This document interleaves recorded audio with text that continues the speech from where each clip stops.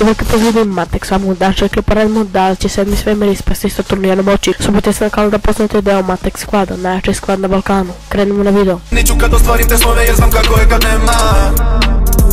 Ove kojim nikad nije dosta više ne mogu da gledam. Lupo bi bilo da 7. svemir ispadne, za sada su ostali Goku, Freeza i Jiren. Goku je konačno savladao u potpunosti Ultra Instinct, uz malu pomoć Vegete. Kod Dr. Senpai videu sam video preview za Dragon Ball Super film i vidio sam da će se boriti Goku protiv nepoznatog protivnika. To nam dokazuje da će do 7. univerzum neće ispasti sa turnira moći. To je jedan veliki spoiler za kraj Dragon Balla Super.